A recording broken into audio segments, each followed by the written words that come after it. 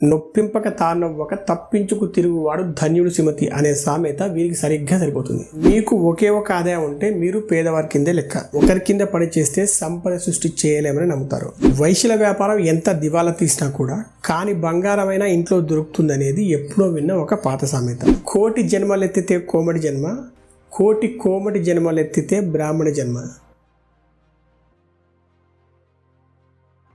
మహాత్మా గాంధీ, పొట్టి శ్రీరాములు, కొనిజేటి రోషయ్య, గ్రంథి మల్లికార్జునరావు లాంటి వారు వేర్వేరు రంగాలకు చెందిన ప్రముఖులైనప్పటికీ ఒకే ఒక్క విషయం వీరందరినీ కలిపి ఉంచుతుంది. అదేంటంటే వీరందరూ ఒకే కమ్యూనిటీకి చెందినవారు. కొంతమంది ఒప్పుకోకపోయినా మన ప్రస్తుత ప్రధానమంత్రి నరేంద్ర మోడీ కూడా అదే కమ్యూనిటీకి చెందినవారని చెప్తూ ఉంటారు. వారే సామాజిక సేవకులు కోమటోళ్ళు. కోటి జన్మలెత్తితే కోమటి జన్మ, కోటి కోమటి జన్మలెత్తితే బ్రాహ్మణ జన్మ. హింసా మార్గం చేత కాదు, ఒకరి మనోభావాలను దెబ్బతీసేలా ప్రవర్తించడం వీరికి రాదు. అంతటా గాంధేయవాదమే. వీరి రక్తంలోనే దాన ధర్మాలు, సేవాగుణం, సమయపాలన, ఓర్పు, సహనం అన్నీ ఉన్నాయి. బడి అయినా, గుడి అయినా, అనాథ శరణాలయమైనా, ఏ సేవా కార్యక్రమాల్లోనైనా ముందుండే ఆర్యవైశ్యులంటే మనకు మొదట గుర్తొచ్చేది వ్యాపారం మాత్రమే. వైశ్యుల వ్యాపారం ఎంత దివాలా తీసినా కూడా కాని బంగారమైన ఇంట్లో దొరుకుతుందనేది ఎప్పుడో విన్న ఒక పాత సామెత. మహాజన్, షాకూర్, శెట్టి, గుప్తా ఇలా వేర్వేరు రాష్ట్రాల్లో వేర్వేరు పేర్లతో వ్యవహరించిన మన తెలుగు రాష్ట్రాల్లో మాత్రం వీరిని ఆర్యవైశ్యులు, వైశ్యులు అనే పిలుస్తాం. ఆర్యవైశ్యులు అంటే ఒక బిజినెస్ కమ్యూనిటీగానే మనకు పరిచయం. ఎడారిలో కూడా ఇసుక అమ్మే తెలివితేటలు ఉంటాయని చెప్తుంటారు వీళ్ళని. అందుకేనేమో 100% వైశ్యులు వ్యాపారం చేయడానికి ఇష్టపడతారు. అయితే ఇంతగా ప్రభావం చూపించిన వీరి గురించి, వీరి అలవాట్ల గురించి తెలుసుకుందామని ప్రయత్నించినప్పుడు ఎక్కడా పెద్దగా ఇన్ఫర్మేషన్ దొరకట్లేదు. ఆ లోటును పూరించే ఒక చిన్నపాటి ప్రయత్నమే ఈ వీడియో. మన ఛానల్లో ఇప్పటికే మనం మార్వాడీల గురించి, గుజరాతీల గురించి, వారి వ్యాపార రహస్యాల గురించి తెలుసుకున్నాం. అయితే ఇక్కడ గమనించాల్సిన ముఖ్యమైన విషయం ఏంటంటే మనుషులు 2 రకాలు, మంచివారు, చెడ్డవారు. అలాగే ఏ మతంలోనైనా, ఏ కులంలోనైనా 2 రకాల వ్యక్తులు ఉంటారు. ఇక్కడ మన ఉద్దేశం ఒక కమ్యూనిటీ గురించి గొప్పలు చెప్పడం కాదు. మీకు ఉపయోగపడే కొన్ని విషయాలు తెలుసుకోవడం ద్వారా, వారి అలవాట్లను ఆచరించడం ద్వారా మీరు జీవితంలో సులభంగా విజయాన్ని అందుకోవచ్చు. ఇక కామెంట్లు పెట్టే వరకు ఒక చిన్న ఇన్ఫర్మేషన్.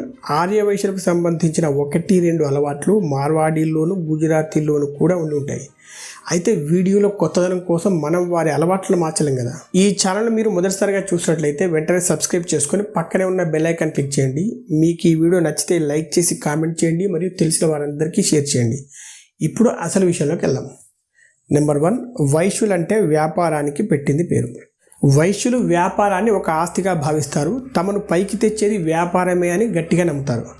వారి కుటుంబాల్లో తరతరాలుగా చెప్పుకుంటూ వస్తున్న వ్యాపార చిట్కాలు తెలుసుంటాయి కాబట్టి వారికి వ్యాపారంలో విజయం సాధించడం చాలా తేలికవుతుంది. అందుకే వారు కొన్ని రోజులు ఉద్యోగం చేసినా సాధ్యమైనంత త్వరగా వ్యాపారంలోకి ప్రవేశిస్తారు. చిన్న బడ్డీ కొట్టు పెట్టుకోవడానికైనా సిద్ధపడతారు, కానీ ఒకరి కింద పని చేయడానికి అసలు ఇష్టపడరు. ఒకరి కింద పని చేస్తే సంపద సృష్టి చేయలేమని నమ్ముతారు. అలాగే కన్సిస్టెన్సీలో వీరికి వీరే సాటి. సంవత్సరంలో 365 రోజులు వ్యాపారాన్ని నడపడానికే ప్రయత్నిస్తారు. ఒకవేళ వర్కర్స్ రాకపోయినా సరే కుటుంబ సభ్యులే ఆ రోజు పనులు చూసుకుంటారు, కానీ షాపు మూయడం అనేది ఉండదు. మీరు బాగా గమనిస్తే ఇల్లు, షాపు 2 కలిసే ఉంటాయి. దీని వెనకాల సీక్రెట్ కూడా అదే. ఇల్లు మరియు షాపు 2 కలిసి ఉంటే వ్యాపారం ఎక్కువసేపు చేయడానికి వీలుంటుంది. ముఖ్యంగా కుటుంబ సభ్యుల్లో ఎవరో ఒకరు చూసుకుంటూ ఉంటారు. ఇంకా ఆదివారం, సెలవు దినాల్లో కూడా వ్యాపారం నడుస్తూనే ఉంటుంది. వీళ్ళు ఎక్కువగా పార్ట్నర్షిప్ వ్యాపారాల కంటే ఒంటరిగానే వ్యాపారం చేయడానికి ఇష్టపడతారు. ఇక వీరు గొప్ప మాటకాలని చెప్పవచ్చు. మంచి మాటలతో అందరినీ పలకరిస్తూ వ్యాపారం సాగించడం అనేది వీళ్ళకున్న ఒక గొప్ప స్కిల్. వీరు సర్వీసెస్ అంటే సేవలు అమ్మడంలో కంటే వస్తువులను అమ్మడంలో ఎక్కువ ఇంట్రెస్ట్ చూపిస్తారు. ఇంకొక ముఖ్యమైన విషయం ఏంటంటే కోమటి వారు ఒక పెద్ద వ్యాపారం చేయడం కంటే 2-3 చిన్న వ్యాపారాలు చేయడానికే ఇష్టపడతారు. నెంబర్ 2, పొదుపు, మదుపు. వైశ్యులు అనగానే చాలా మంది పిసినార్లు అని అంటూ ఉండడం మనం చూస్తున్నాం. ధనలక్ష్మికి విలువనివ్వని చోట ఆమె నిలవదు అని ఆర్యవైశ్యులు బాగా నమ్ముతారు. లక్ష్యం లేని చోట లక్ష్మి నిలవదు అని కూడా అంటూ ఉంటారు. ఆర్యవైశ్యులు తమ ఆదాయంలో సగం లేదా అంతకంటే తక్కువే ఖర్చు పెడతారు. ఎంత ఇబ్బందిగా ఉన్నా సరే తమ అవసరాలు తగ్గించుకుంటారే కానీ ఖర్చు మాత్రం పెరగనివ్వరు. అందుకే సంపాదించిన మరియు ఖర్చు పెట్టిన ప్రతి ఒక్క రూపాయిని చాలా జాగ్రత్తగా లెక్క రాసుకుంటారు. మనం అనుకునే చిల్లర ఖర్చులు లేదా మిజిలీనియస్ ఎక్స్పెన్సెస్ అనే పదాలు వారి డిక్షనరీలో కనిపించవు. ₹1 చాక్లెట్ కొన్నా కూడా దాని అకౌంట్లో ప్రత్యేకంగా రాసుకుంటారు. ఈ అలవాటును గమనించే చాలామంది వారిని పిసినార్లు అని అంటూ ఉంటారు. కానీ వారికి తెలియని విషయం ఏంటంటే కోమటి వారు దాన ధర్మాలు చేయడానికి ఎప్పుడూ వెనకాడరు. అయితే వీరు సగం పైగా మిగిలిస్తున్న ఆదాయాన్ని ఏం చేస్తారని మీకు ఒక డౌట్. ఆ విషయం తర్వాత టాపిక్లో చెప్పుకుందాం. నెంబర్ 3, పెట్టుబడి. ఆర్యవైశ్యులు రూపాయి దాచుకోవడంలోనే కాదు, పెట్టుబడి పెట్టడంలో కూడా అత్యంత శ్రద్ధ కనబరుస్తారు. అంత త్వరగా ఎందులోనూ పెట్టుబడి పెట్టరు. 1కి 10 సార్లు ఆలోచించాక కానీ ముందుకెళ్లరు.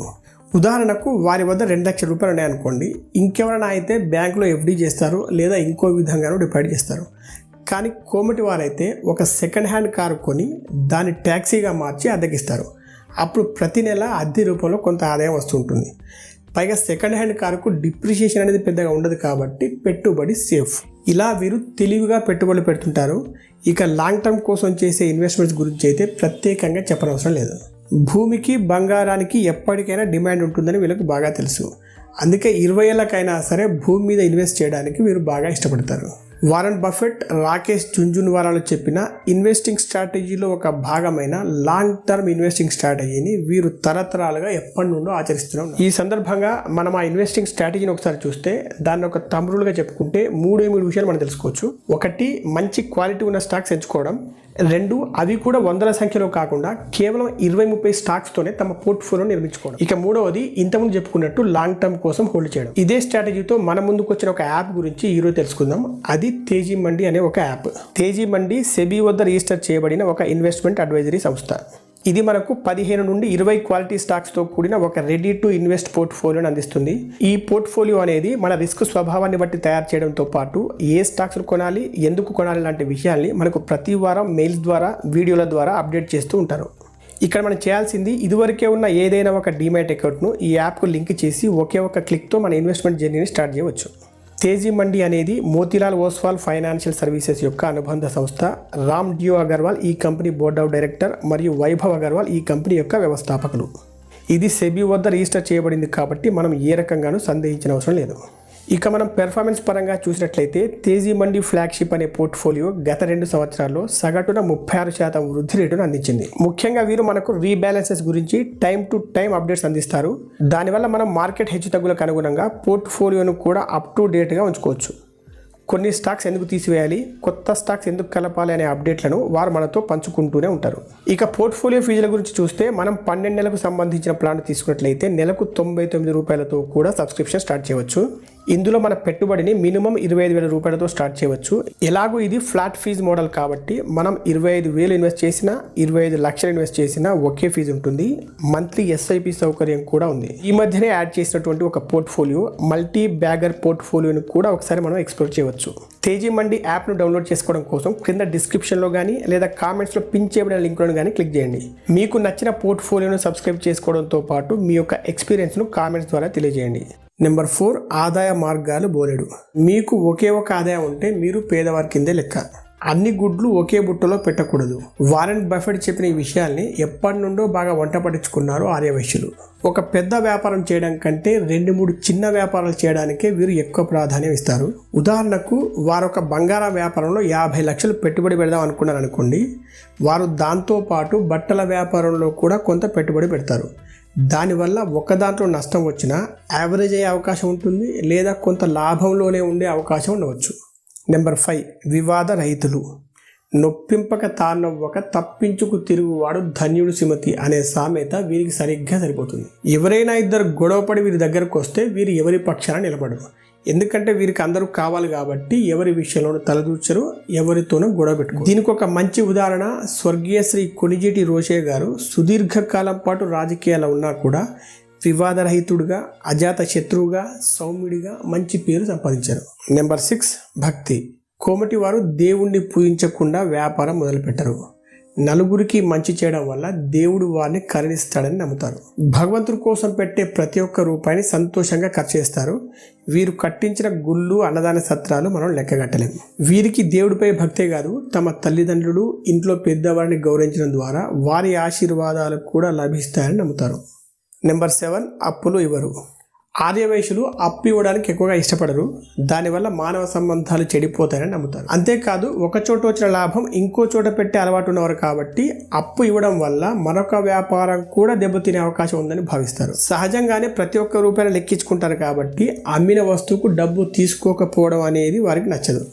నెంబర్ 8, డిమాండ్ను కనిపెట్టడంలో నేర్పరులు.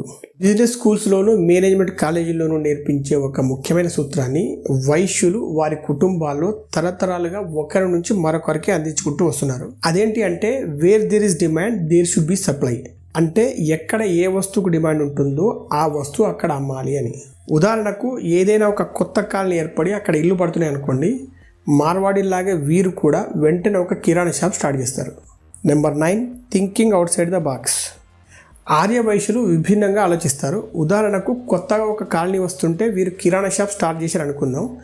అది అందరూ చేస్తున్నదే, కానీ వీరు ఒక అడుగు ముందుకేసి డోర్ డెలివరీ కూడా చేస్తామని చెప్పి ఆ కాలనీ వాళ్ళని ఇట్టే ఆకర్షిస్తారు. ఇంకొక ఉదాహరణ చూస్తే ఒక ఏరియాలో చాలా మిల్క్ పార్లర్లు ఉన్నాయనుకోండి, ఇక అక్కడ కొత్తగా పాలు అమ్మడానికి స్కోప్ ఉండదు. కానీ వ్యాపార విద్యలు ఆరితేరిన వైశ్యులు మరొక కోణంలో ఆలోచిస్తారు. అక్కడ పాలతో చేసిన మిఠాయిలు అమ్మే దుకాణం పెడతారు. ఇవి ఆర్యవైశ్యులు పాటిస్తున్న కొన్ని నియమాలు మరియు కొత్తగా వ్యాపారం మొదలు పెట్టేవారు నేర్చుకోవాల్సిన కొన్ని మంచి అలవాట్లు. మీకు ఈ వీడియో నచ్చితే లైక్ చేసి కామెంట్ చేయండి మరియు తెలిసిన వారందరికీ షేర్ చేయండి. Be rich, stay rich.